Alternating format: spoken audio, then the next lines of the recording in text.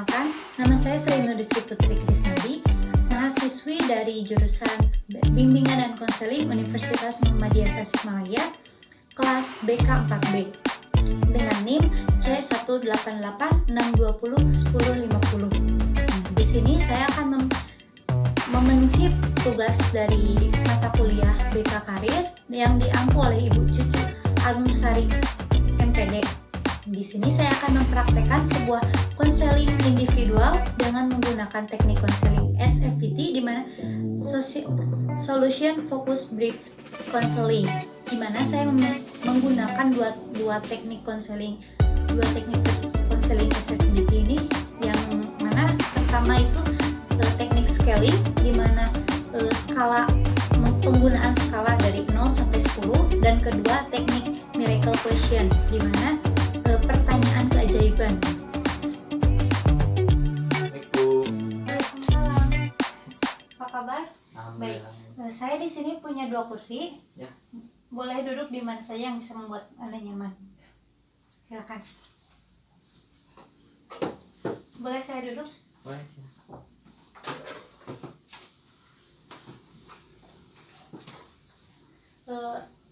Bagaimana keadaan Anda sekarang? Alhamdulillah baik. Bagaimana dengan kakaknya? Alhamdulillah saya juga baik. Bagaimana perjalanan dari rumah ke sini sekarang? Lancar, agak sedikit macet. Oh, agak macet ya. Baik, sebelumnya kita mungkin perkenalan dulu ya. Dari saya Sri Nurdisri Putri dari mahasiswi BK Universitas Muhammadiyah Tasikmalaya. Apa cukup? Ya, cukup. Saya dapat Krisnadi dari SMP Ciawi. Oh, jadi Dafa sekarang masih SMP ya? Iya. Kelas berapa Dafa? Kelas 9. Kelas 9. Oh, sudah lulus ya Dafa ya? Iya. Oh, udah lulus. Dafa sekarang kelas 3 ya? Bagaimana ujian nasional tahun ini kan sekarang lagi ada wabah virus juga kan? Ya. Yang mengharuskan belajar di rumah ya. Jadi bagaimana pelaksanaan ujian nasionalnya? Tidak ada, karena ya wabah ini, jadi tidak ada ujian nasional. Jadi bisa disebut lulusan corona ya Dap ya. Ngomong-ngomong, bagaimana Dapat untuk meneruskannya? Mau ke SMA atau ke SMK atau kemana gitu? Ke SMA. Oh ya. Sudah punya jurusan ya Dap, ya. Sudah punya planning. Rencana Dafa itu kedepannya bagaimana? Nah, di sini saya agak ribet masalah pilih jurusan ini, IPA atau IPS-nya. Oh, jadi Dafa masih merasa bingung ya Dafa ya. Tapi kalau misalnya melihat dari cita-cita Dafa nih, Dafa tuh punya cita-cita jadi apa sih? Jadi dokter. Jadi dokter, hebat sekali cita-citanya. Kalau misalnya menjadi dokter, nih persiapan Dafa itu untuk melanjutkan SMA mungkin ya Daf. Ya. Jadi apa planning Dafa untuk kedepannya? Masuk ke SMA apa jurusan IPA, ataukah misalnya masuk ke sekolah jurusan kesehatan atau bagaimana? Ya, ke SMA jurusannya ambil IPA. Gitu ya Daf. Ya. Terus yang membuat Dafa bingung di sini itu apanya yang membuat Dafa bingung? Ya, antara masuk jurusannya, mau ke IPA atau IPS gitu. Gitu ya. Baik, Dafa, kalau misalkan saya skalakan nih Daf, dari skala 0 sampai skala 10, di mana skala 0 itu Dafa benar-benar bingung dan benar-benar tidak tahu, merasa bingung bagaimana Dafa harus mengambil jurusan nih. Dan skala 10 itu skala di mana Dafa itu benar-benar sudah yakin dengan jurusan dan dengan pilihan yang Dafa ambil. Nah, di posisi sekarang di skala berapa Dafa? Bisa skala 4.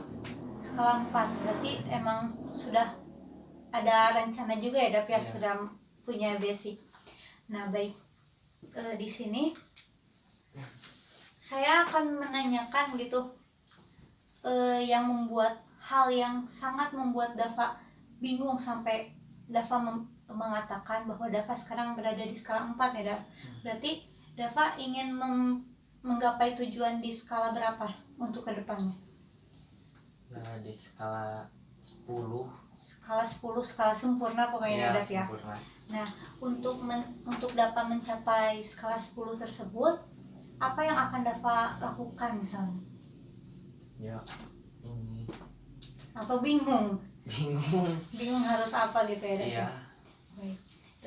Di sini kan setelah kita berbincang gitu Daf, dari apa yang sudah Dava katakan dapat saya simpulkan, jadi Dava itu merasa bingung akan memilih jurusan apa setelah lulus dari bangku SMP ini ya Dava ya. Nah, tetapi Dava juga sudah mempunyai cita-cita yang bagus, ingin menjadi dokter, dan Dava pun sudah punya pikiran, oh ketika menjadi dokter itu harus mengambil jurusan IPA ya Dava ya. Nah, yang membuat Dava bingung itu Dava harus bagaimana langkah ke depannya gitu setelah mengambil jurusan IPA itu ya. Baik Dav, kalau misalkan sekarang ketika Dava mengatakan bahwa Dava ingin cita-cita menjadi dokter nih, menurut Dava apakah ada hambatan gitu ketika untuk meraih cita-cita tersebut atau tidak ada? Bisa misalnya dari restu orang tua, izin orang tua, ataupun misalnya kemampuan Dava gitu, ada hambatan atau tidak? Kalau orang tua sih nggak ada hambatan ya, support aja orang tua itu. Dan ya nggak ada hambatan dari kemampuan Dava, berarti emang Dava tuh udah yakin bahwa Dava bisa mencapai ke kedokteran ya Dava ya? Insya Allah bisa. Memang Dava itu memiliki hobi di bidang IPA gitu, memiliki kemampuan yang baiknya di bidang IPA gitu. Iya, ada. Di Dava itu suka belajar biologi, kimia, fisika, seperti itu ya Dava ya? Iya. Baik. Dava, terus yang menjadi masalah di sini gitu Dav, yang membuat Dava bingung itu, selain Dava bingung memilih antara jurusan IPA dan jurusan IPS, apa selain itu Dav? Ya, merasa kata Dava tuh itu teh masalah yang menghambat ketika Dava ingin menggapai cita-cita. Apa Dav yang membuat Dava bingungnya? Bingungnya tuh biayanya. Masalah biaya, Ya. bisa lebih dijelaskan? Ya, takut nanti pas kuliah di tengah-tengah itu putus dari ini. Putus kuliah. Oh iya. Kuliah. Ya, jadi Dava itu merasa cemas ya Dav ya. Merasa takut, merasa cemas ketika Dava sedang semangatnya belajar, terus bisa putus dikarenakan biaya. Apakah memang ada hal yang membuat Dava memikirkan takut putus sekolah karena biaya? Apa yang membuat Dava berpikir seperti itu? Ya, melihat kondisi ini keluarga. Oh iya, jadi ya Dava sudah bisa membaca keadaan gitu ya Dava ya. Baik Dava, di sini saya akan menggunakan teori SFBT ya Dava ya, dimana Dava itu sekarang kan merasa di samping bingung, Dava itu merasa cemas ya Dava ya, karena ketika apa yang sudah Dava bicarakan tadi, ketika Dava bingung memilih jurusan dan secara tidak langsung Dava itu mengatakan bahwa Dava ingin menjadi dokter, dan Dava itu sudah punya pilihan ketika lulus dari bangku SMP sekarang ingin melanjutkan ke SMA dengan mengambil jurusan IPA ya Dava ya. Namun yang membuat Dava cemas di sini tuh masalah biaya, karena Dava itu takut dengan ketika Dava sudah semangatnya kemudian Dava putus sekolah dikarenakan biaya tersebut ya. Jadi di sini tuh masalahnya yang membuat Dava, menghambat Dava ketika ingin mencapai cita-cita Dava itu masalah biaya mungkin ya Dava ya. Baik, Dava sekarang bisa mengikuti apa yang saya katakan ya Dava ya. Dava bisa duduk dengan santai senyaman mungkin. Apakah Dava sudah nyaman duduk seperti ini? Sudah. Baik Dava. Sekarang Dava bisa ikuti apa yang saya katakan ya Dava ya. Dava bisa rilekskan badan Dava, rilekskan, tarik nafas, buang. Buat Dava itu semakin rileks, tarik nafas lagi, bisa buang. Bikin hidup Dava itu rileks, sangat rileks. Dava bisa memejamkan mata ataupun bisa membuka mata segimana nyamannya Dava aja.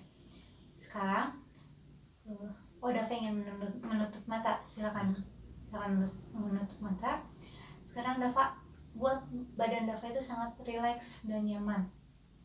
Bisa tarik nafas lagi sekali lagi, hembuskan. Dava sudah nyaman.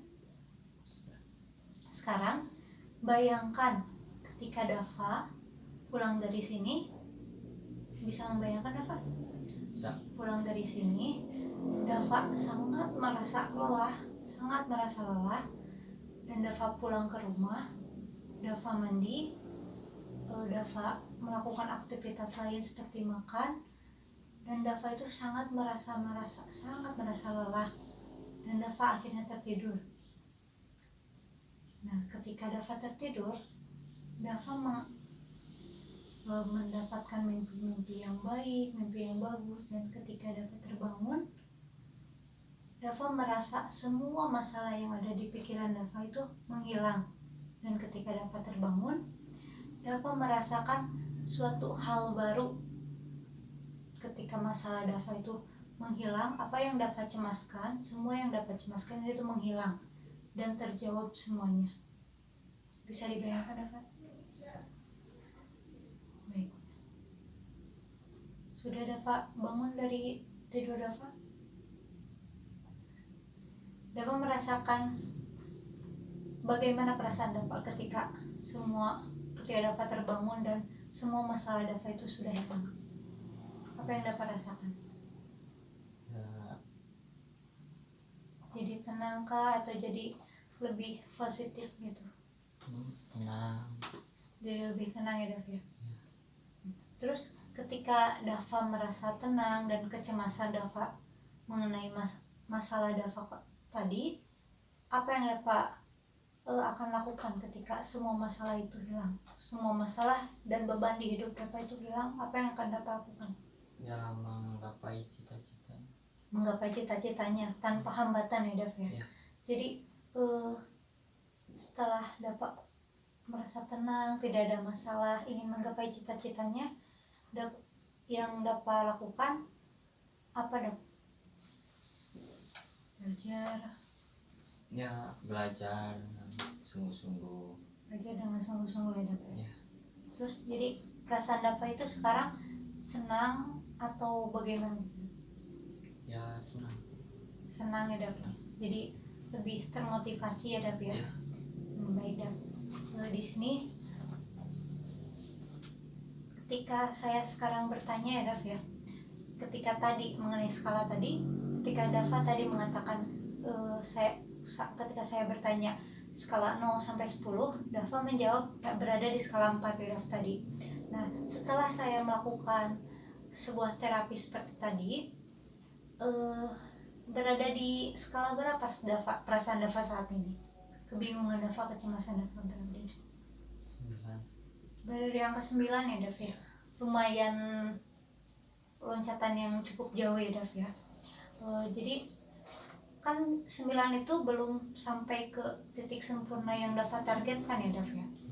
Nah, menurut Dava itu ketika Dava berada di angka 9 dan ingin mencapai angka 10, apa yang akan Dava lakukan? Ya, Apakah Dava merasa membutuhkan konseling lanjutan atau emang Dava bisa melakukannya sendiri dengan cara Dava gitu?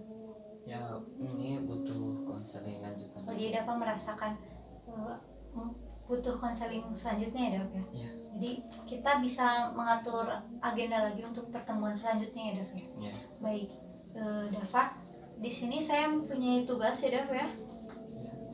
Tugas untuk Dava. Nah, di sini Dava, saya memiliki 2 tugas untuk Dava.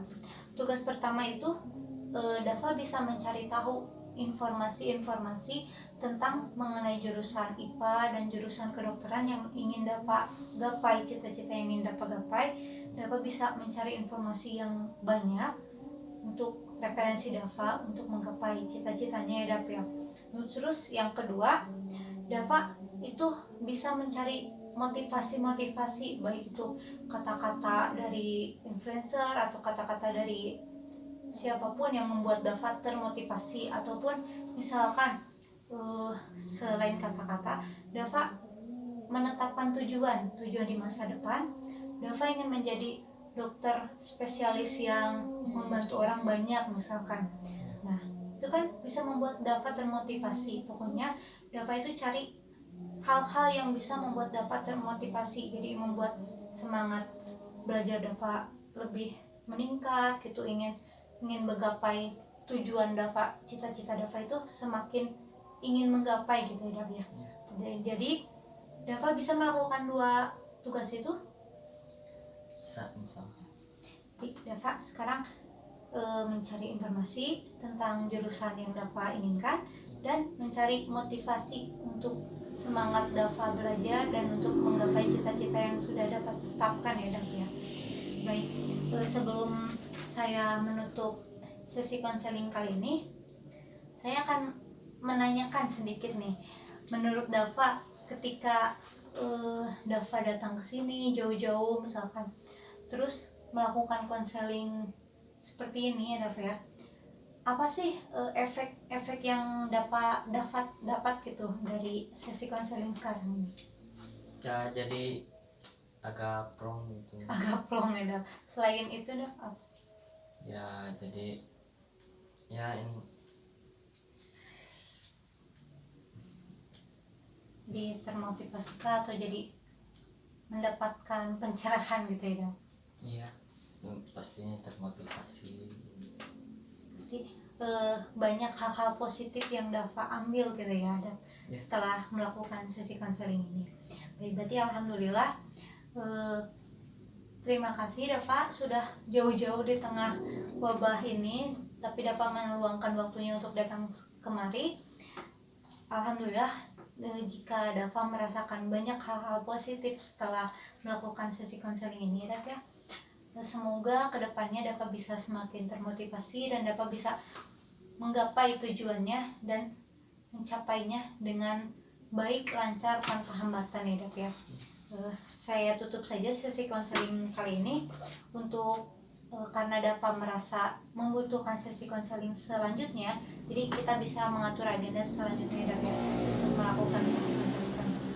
Baik, terima kasih Dava sudah datang ke sini. Mari saya antar ke depan.